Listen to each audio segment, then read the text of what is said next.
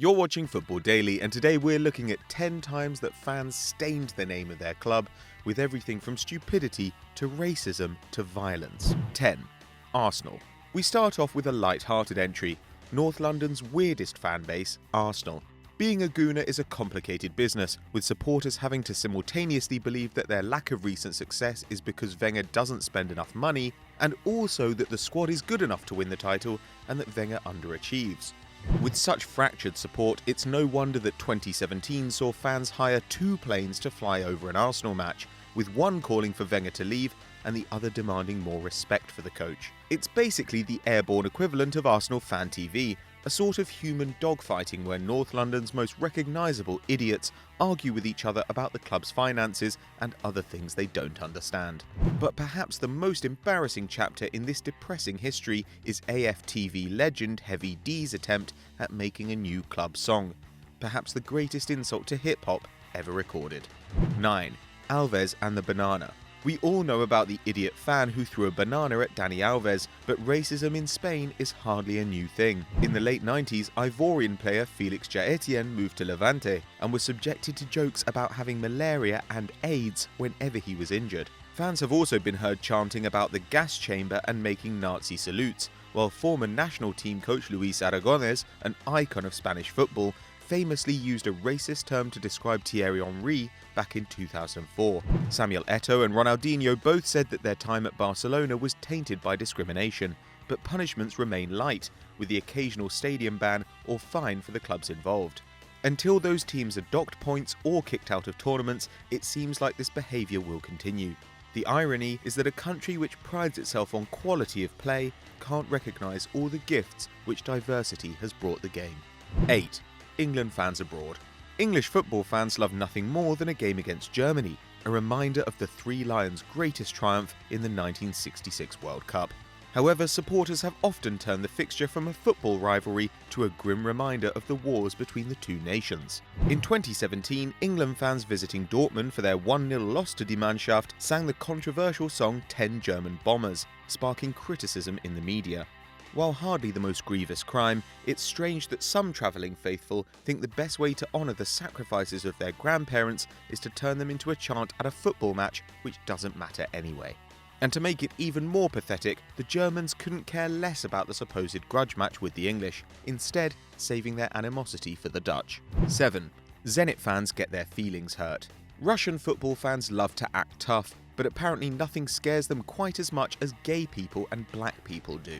The Russian league has a disgusting history of racist chanting, and it's hardly surprising that homophobia flourishes in a country where politicians have tried to punish same-sex kissing with prison time. Zenit St Petersburg fans made their feelings clear in 2012 when ultras published an open letter petitioning the club to avoid signing gay and black players. They claimed that such footballers were unworthy of their great city, and that Zenit, based in a town of white and definitely 100% straight people, should draw its squad from that same group. In the end, the supporters have basically got their wish, with star signings Axel Witsel and Hulk both leaving for China, so Zenit can continue to enjoy being utter shit. 6. Chelsea fans take the metro. You probably remember a video from 2015 of white Chelsea fans refusing to let a black man onto the Paris metro before a Champions League game against PSG. The group repeatedly pushed Frenchman Souleymane Sylla when he tried to board the train, chanting, "We're racist and that's the way we like it." 4 men, including a former policeman, were given suspended prison sentences of 1 year after the incident, and they were ordered to pay Sylla €10,000 in compensation. Despite their outrageous behaviour being caught on camera, the men denied that their actions were racist. Not sure how they expected that defence to work. After being identified as scum online, the men were also banned from football stadiums in the UK, including Stamford Bridge, but only for 3 to 5 years. You know what? F them, they should be banned forever. 5. Anti-semitism in Amsterdam. As the Netherlands' most prominent club, Ajax have their share of enemies, but that hatred has often had a racist edge. Like Tottenham in London, Ajax are known for having a large Jewish fan base, and as a consequence have seen their supporters routinely targeted with anti-Semitic slurs. Their vicious rivalry with Feyenoord has often spilled over into violence and abuse. In 1997, an Ajax fan was murdered by Feyenoord ultras, while as recently as 2015, Frank de Boer's side was greeted in Rotterdam with chants of "Hamas, Hamas, gas the Jews." FC Utrecht have also invented a chant about the SS, specifically for fixtures against Ajax, and despite regular denunciations from politicians and players, the problem seems to be no closer to getting solved. 4. The Kenilworth riot. Perhaps the UK's most feared football club, South London outfit Millwall has so persistent a history of fan unrest and fighting that the team has a weapon named after it, the Millwall brick. Hooliganism may not have been born at the Den, but in the 80s the Lions became the face of football violence. In 1985, Millwall went away to Luton in the FA Cup. Thousands of fans, led by the Bushwhacker Ultras, climbed into the ground and attacked Luton supporters, pelting them with coins, bottles and nails. The players, walking out onto the pitch, immediately turned round and fled to the dressing rooms as combatants broke off seats to use as weapons. Eventually, dozens of police were able to clear the field and the game kicked off on time, though the Luton keeper was pelted with objects during the match, with a knife found by the goalmouth. After the game, the fighting broke out again, resulting in injuries to 81 people, 31 of them police officers. One, hit in the head with a concrete block, stopped breathing on the pitch and only narrowly avoided death. 3. Boixos Nois. Barcelona's most notorious fan group, Boixos Nois, started out as socialists and advocates of an independent Catalonia, but the 1980s hooligan boom saw the firm become right-wing and violent. Still, Barcelona decided to keep their fans happy and encouraged the group to attend matches, providing them with free tickets and transport.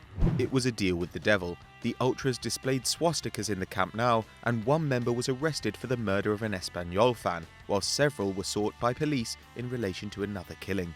Despite this, Barca presidents Josep Núñez and Juan Gaspart proclaimed their support for the group, using the Boixos Nois' fearsome reputation to increase their own power. The peak of the firm's fame came when they tossed a pig's head at Luis Figo in 2002, but they are still an intimidating presence around the club, with anti-Semitic abuse, death threats, and the stabbings of 2 PSG fans back in 2014 among their recent crimes. 2. Welcome to Hell. According to the Guinness Book of Records, Galatasaray have the loudest fans in world football, and a visit to the Istanbul club is always daunting. Over the years, Gala supporters have fought fans of Arsenal, Chelsea, and of course their city rivals Fenerbahce and Besiktas. But the fearsome reputation of Gala began back in 2002, when the side faced Leeds in the semi-final of the UEFA Cup. Istanbul was a war zone, with the police breaking up fights between the fans, but the city's Taksim Square soon became the site of a battle between the travelling Englishmen and a Gala ultra group called the Night Watchmen. What started with taunting and thrown glasses ended with 2 Leeds fans getting stabbed to death in the street. And when Galatasaray got through to the final, things got even worse, as 4 Arsenal fans were knifed in Copenhagen, and the night ended with Turkish fans hoisting their flag in the city centre. 1. Heysel. A catastrophe which saw English clubs banned from European competition for 5 years, the Heysel Stadium disaster took place in 1985. At the European Cup final between Liverpool and Juventus. Before the game in Brussels, fights had broken out in the streets, and when fans found their places in the stadium, Juve and Liverpool supporters were separated by only a narrow fence. Before long, some Reds fans tore it down and charged the Italians, who fled towards the wall at the edge of their section. As hundreds climbed over to escape the brawl, the wall collapsed. 39 people died, including 2 children, and more than 600 were injured in the crush. The bodies were carried out of the ground and covered in flags, but the match somehow went ahead, with police fearing that a cancellation would cause further violence. 29 people were charged with manslaughter, including 2 police chiefs and the head of the Belgian FA, and 14 of them served prison time. Now, more than 30 years on, the name of Heysel remains infamous, a bleak and sadly unforgettable night in European sporting history. So we hope you enjoyed that, and if you want to check out more of our videos, then click here on screen. Don't forget to like and subscribe and get on our Snapchat and our Twitter.